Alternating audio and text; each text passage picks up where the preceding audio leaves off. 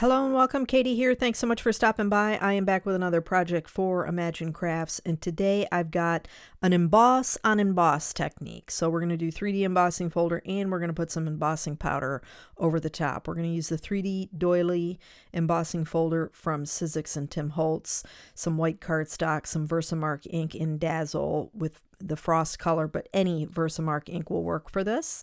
I've got some iridescent opaque embossing powder, and I'm going to talk about dupe for that in a little bit. And then I've got some Memento inks in Summer Sky, Nautical Blue, and Teal Zeal. And I've got a couple stamps from the Greetery. I'm actually going to use the die from one of those, not the actual stamp. And then I've just got our trusty kitchen sponge. I did dampen one side of that just to moisten it a little bit. It's not wet through and through, just on one side, so that I could dip it into my ink pad and be able to pick up some of that ink a little bit easier. These ink pads, they're not super juicy, so it's not going to be like some ink pads where you can saturate your sponge with the ink. So adding a little bit of water to the sponge will definitely help to pick up the ink and spread it and blend it on your cardstock like I'm doing. And this is not a fancy technique. We did this in my last video with Imagine with the 3D embossing folder. We're using white cardstock this time. And, we're creating a wedding themed card. This actually really gives me beachy vibes. So this would be a good summer card. Or if you know somebody's getting married at the beach, I think it would work really well. But I'm just scuffing the sponge back and forth onto the cardstock. And Summer Sky is a pretty light ink, so, I have to go back in and dip it quite a bit to, get the color payoff that you're looking for. But it's a good base color since we're going to come in with Teal Zeal now. And the one thing I want to mention is you can kind of see that, there's some scuffing. There's there's spots that are splotchy and are darker. That's intentional. I want that because I want that additional texture to our background. The other thing I want to mention about these sponges is for the fact that they're so cheap. I mean, I got a pack of 6 of them for $3 at Wally World, and they are good blenders, honestly. Now, I mean, like I said, I'm being intentional with the scuffing that I'm doing there, but if you're a little bit more careful, you can see that you can really do some pretty good ink blending without having to spend a ton of money on blending tools. So that's just something to keep in mind. And with dye inks, you probably could, rinse them out and get that extra color out and dry them and reuse them again. So, that's something to keep in mind. Okay, so the last color I put on there was the Nautical Blue, and now I'm coming in with the Warm Breeze and VersaFine Clair and doing some text stamping for our background.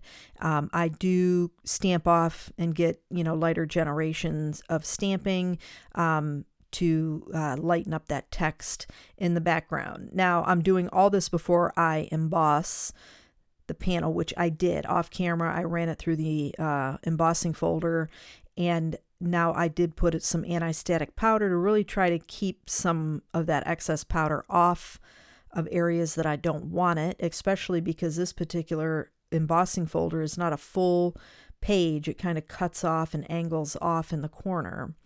And then I'm just taking my Versamark ink pad and then gliding it over the top of the raised embossing.